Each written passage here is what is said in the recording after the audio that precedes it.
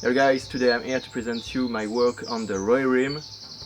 There will be a first video there, and I have already a new video planned. Plan 1, the new kit will be ready.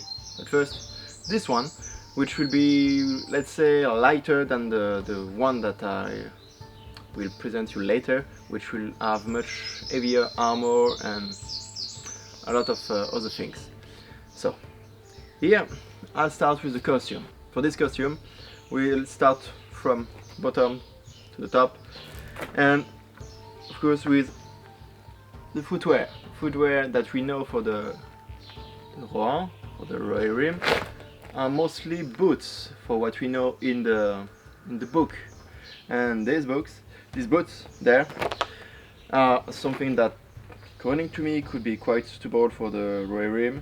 It's not very complicated to produce, and they have a good shape, they are comfortable.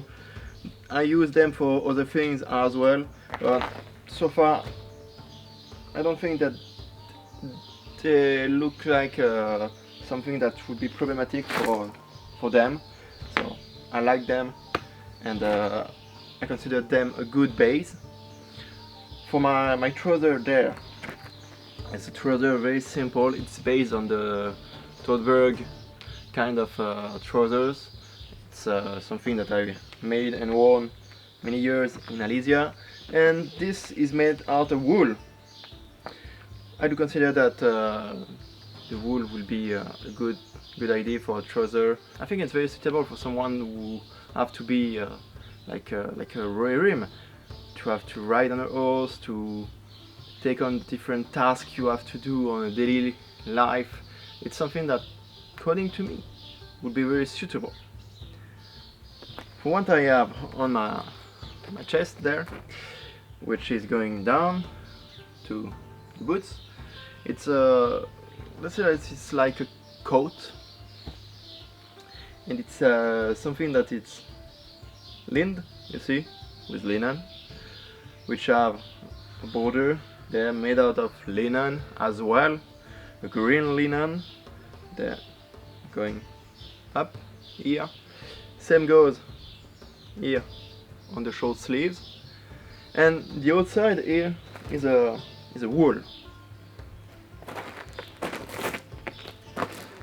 You have on the border there something which have been made out of linen thread, which have been braided together in order to have this look there, like knots, Celtic knots, which are in fact one of the things we know about the Rohirrim, and the aesthetic they can have developed when we read the part where Tolkien described the inside of Meduseld, and the whole have on some places, if I do remember right, some knots which are decorating the wooden part of it.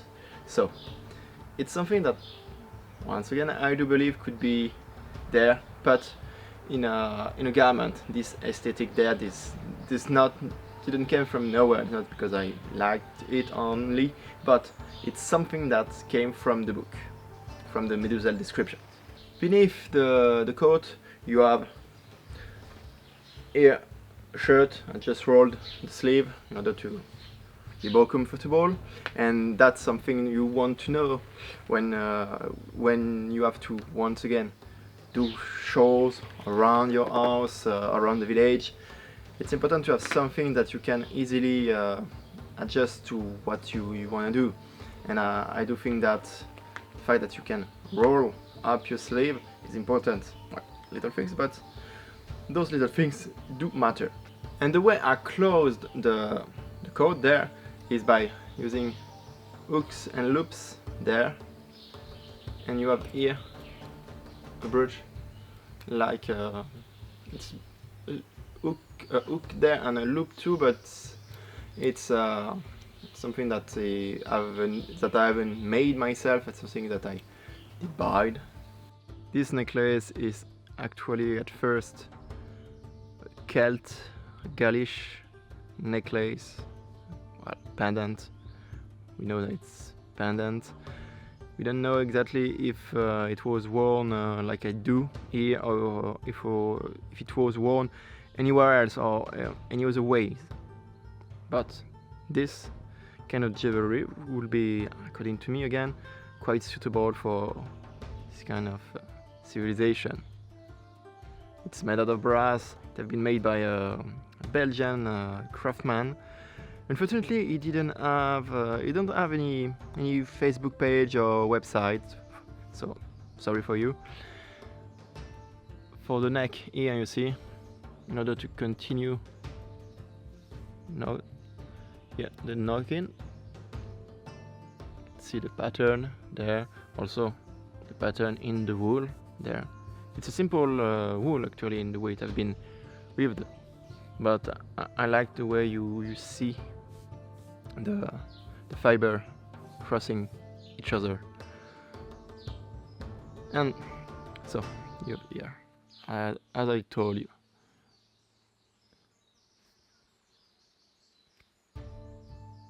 Duke is facing outside in order to keep the loop attached to the garment. It's some sort of safety that I would advise you to think about when you are putting a hook and loops on a garment. Let it face up on the outside a garment. That way you can hold it a bit more.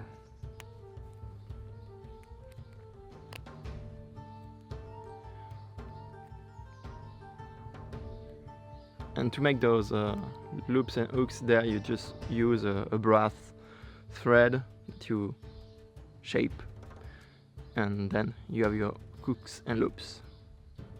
My belt here have a shape that is interesting as well. You can perhaps see that it's like two horses' head there on each side. And once again, when you have to create a character, I like to have those little details there that you can see from a close capture, a close shot, and that won't be necessarily something that it's shouting out, "Hey, I like horses," from 10 meters away. So it's the kind of little things that actually matter here to give depth. Now I have the armor on, so let's talk about it. Here you have a protection which is made out of different parts of steel. They're rifted on a leather core, and beneath it you have a padding which have been also lined with linen, which mean you will see just the linen there. And this padding have been sewed all around here, the protection. And on the knee you have like a sun shape made out of brass band, a brass part here in the center.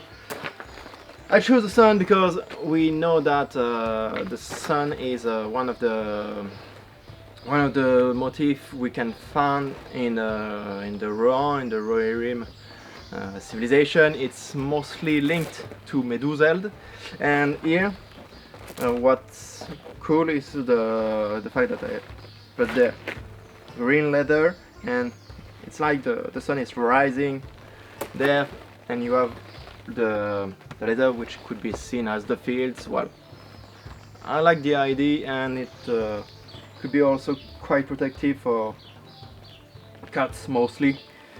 Here you can see what I meant with the sun. You can also see that I stitched there is a part in order to avoid to have all the little bands there hooking on everything coming at his way. It makes the armor part much cleaner also, well, on the look, and much more reliable when you use it. It's something that will be easier to carry around without being disturbed. And same goes down. See, there, part made out of leather in order to hold the bands. And you have at the back the lining see, and the straps there, it have been rifted.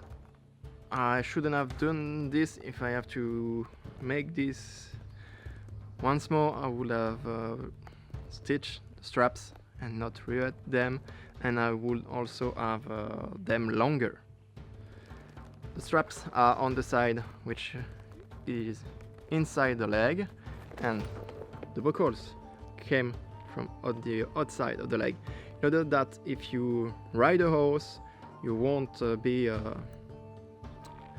hurting your horse with the buckles there. And what I have on the upper body is only made out of leather. There is only steel and brass on my legs. Everything there is leather. For the chest part, it just bends, you see, leather sewed together.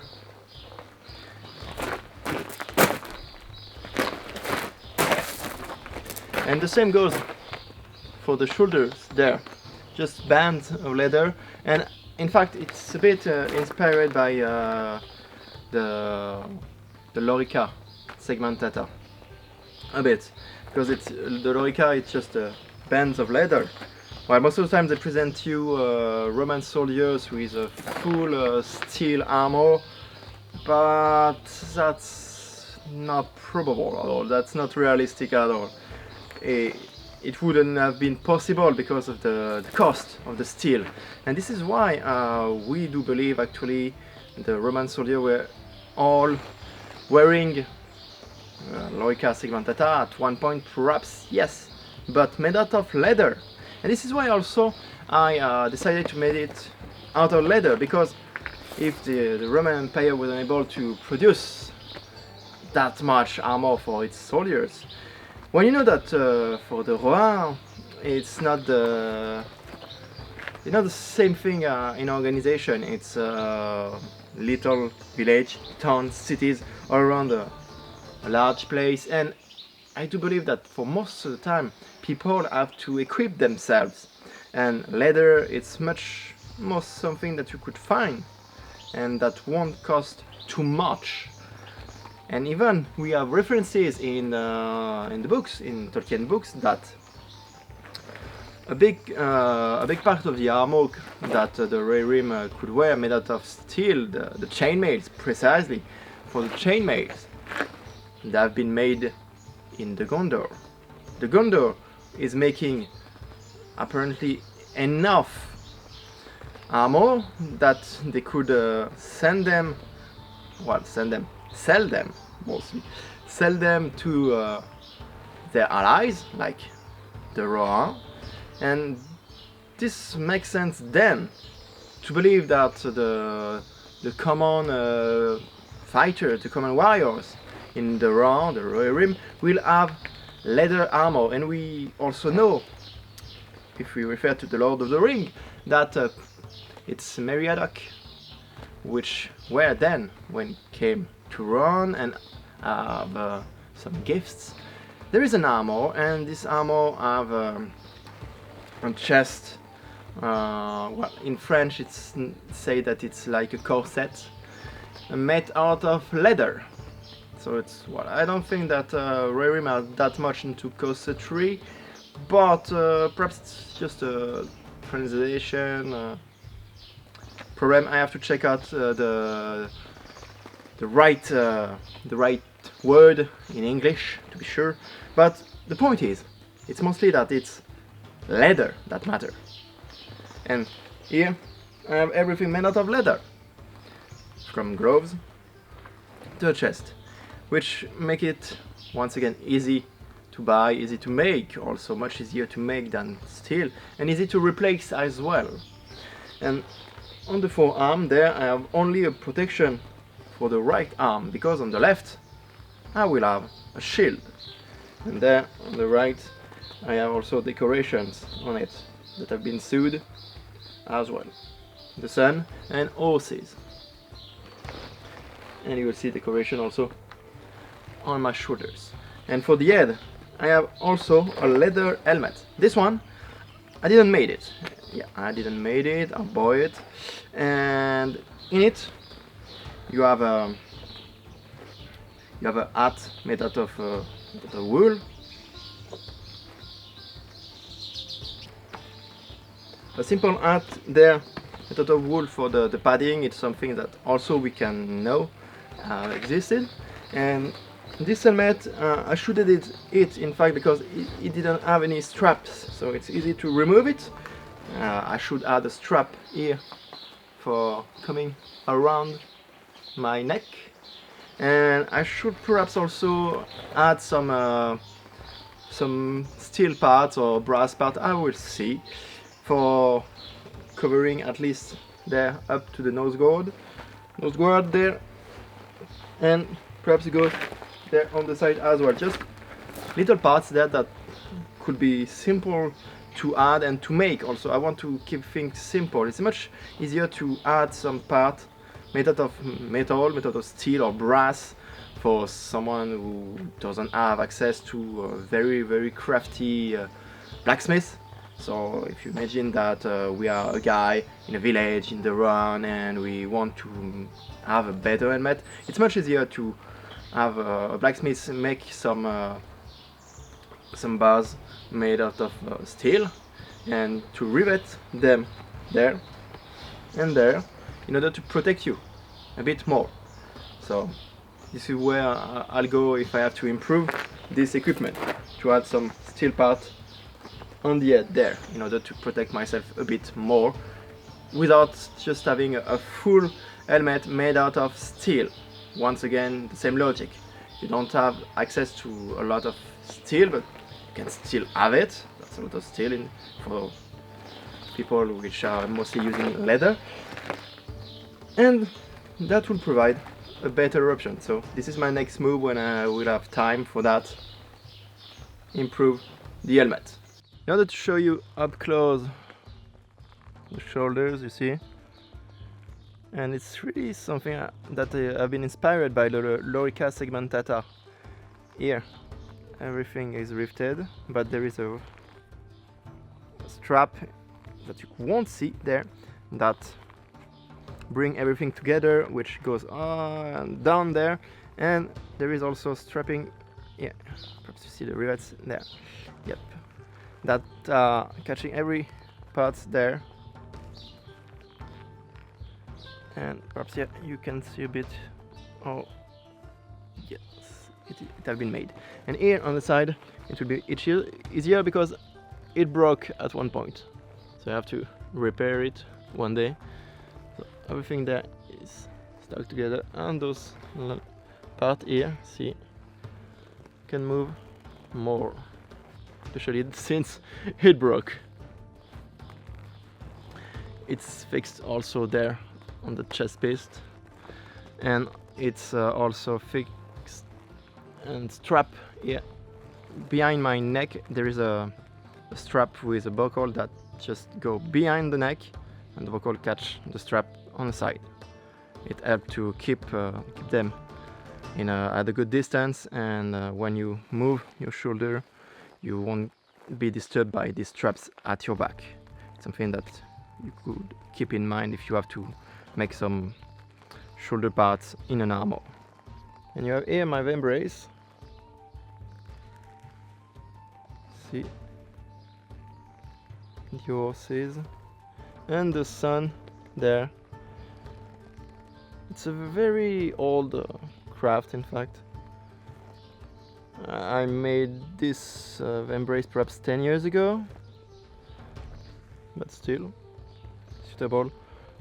Let's now talk about the weapons, and one of the weapons that will be sure one of the basic will be the spear. A spear that could be also quite long, because I do believe that when you have to defend your village, you won't always be on horseback, and even if you are, a long spear could be also very useful. Here you have something that is around 3.20 meters with the head, so you can be at a reasonable distance from your opponent there. It's something that will be helpful, especially if you are, imagine, just behind someone and defending perhaps a space between two houses. You can have someone at the front with a shield and you behind covering him with your spear there. It helps to prevent some landing to come into the village. Just an idea there. And for the shaft here, it's 3 centimeter thick in order to hold correctly because of the length. It's not too long that it will bend, but it's not also too short in order to keep away your opponent. And the thing that you can notice is that the head there is also reinforced in the middle there. Spearhead is much thicker in the middle, and on the side there you are still there the part that can cut someone, but very thick in the middle in order that you can avoid bending, especially if you are on horseback. The strength that come at the top here, the point, is really huge, and if you want to avoid to bend your spearhead in the when you come at the impact, when you go into your opponent's body, shield, whatever, well, you have to have something that won't bend easily. So this is why I choose this design that could, for what it look like, be something that could withstand the impact and then be used again. So this spear, you can have it to hand there when you are on foot, but probably you can also use it on your horse, just like this, to hold it and charge an opponent. Another spear that could be handy is a shorter one. This is something about 2.20 meters, I guess, something like that. And it has the same shape here for the head, the main part in the middle, which is thicker, reinforced, and the part on the side there that could cut your opponent. And you can notice also that there is no angle there, no angle, in order that you can easily remove your spear from your opponent after an impact. Perhaps imagine you ride on your horse, you go through your opponent's body, because, well, that's just a landing without any armor, and you once again can remove it easily. I do believe that's a good choice to have something like that. The end here have a butt cap. It's rounded. There is no pointy end. I do believe it's better for this when you are on your horse, because perhaps you can just touch your horse with the back of your spear by accident, and it's better that you don't have anything pointy there in order to avoid any cuts, any wounds on your horse. You have to take care of them. You live with them and you depend on them as well. And this spear is long enough to be very effective just there with a shield, and it could be long enough also for what I know to be used also on horseback. You can always reach your opponent there, charge him, and you can have a good spear there to be used with a shield.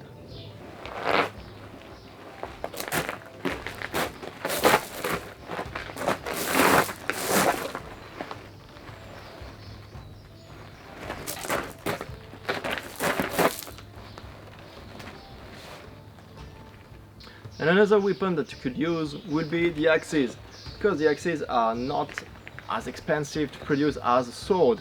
It's much easier, and once again your average blacksmith is much more able to create an axe head than a real sword. And also, once again, as I do believe that the Rohirrim would have the need to buy by themselves their gear, the axe is much cheaper, and it could be also used for, well, everyday life. It could be just a tool when you don't use it when you are defending your village or helping stopping a raid on your country. And this is something once again easier to produce, and that we know have been used by riders. You have a weapon like this, like maces or axes, that have been used in order to have a lot of momentum and a lot of impact when you are hacking through your opponent's body, skull or whatever. And this isn't so heavy, it's a simple axe, not that heavy, and I make, you see, quite a long handle in order to have some reach, because if you just have a tiny axe with just that reach, I do not think that will be very smart. So I made this axe with a longer reach there, with a long shaft, and you have different kind of shaft that I made. One a bit more curved, another a bit straighter, but both could be very useful with a shield.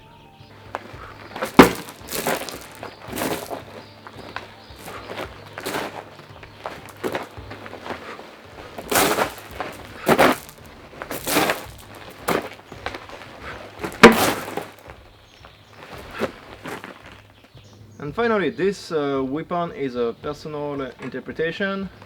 It's not something that I found in the book, but I do think that could be a good idea to have javelins there.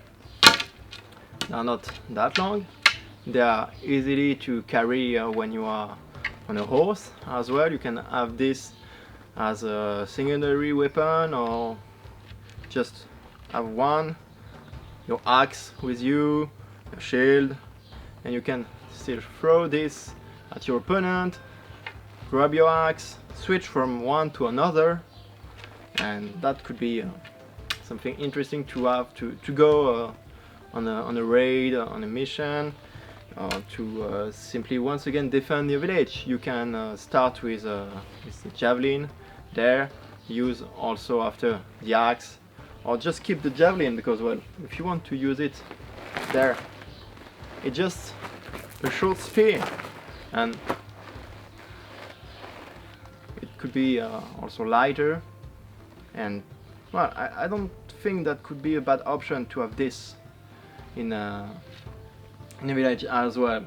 It's once again easier to produce than even the first spear that I showed you, because less steel, and also the wood is shorter, so once again it's easier to make short handle that long shaft that require to have a good tree for that. And this is a good option as well, according to me, but that could very well be suitable for the Rohirrim. You could have one even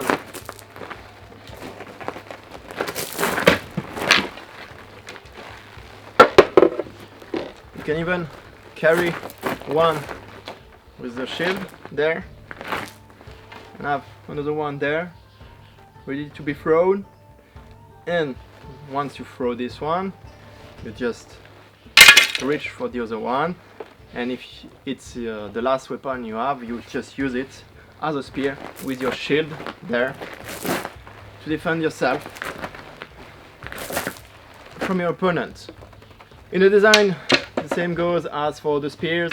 There is no angle there at the bottom in order to remove it kinda easily from your opponent, if it's in your opponent, or if it happens that you can remove it from anywhere. It just makes things more simple, and it's once again personal option, but I don't see why they wouldn't do that. It's something that could be very suitable for this kind of civilization. Again, something that I haven't spoke about in details yet is the shield. The shield is actually the main weapon for most of the civilization we know in Middle-earth, because they have been very inspired by European cultures, and those civilizations have shields. In Europe we loved our shields, And here I went for a flat shield, round in shape, and most important, the handle in the middle. But I do believe we should also add something else as well. We should add perhaps straps and a gauge. Well, the gauge is a strap that could go around you, and some straps in order to be able to carry it on horseback and perhaps on your back as well. I have to think about this and make different options and try them on in order to see what's the more suitable. This shield is in fact like a Viking shield, let's be honest, and this is simple to produce. This is why also I haven't changed from the movie's interpretation. I do believe it could be good. And if you said we never saw Rider Civilization with a handle as a grip, well, Germans, anyone? Celts? Yes, it's antiquity, but still, we know that they were using shields that have their handle in the middle. Perhaps not only, but it could be something.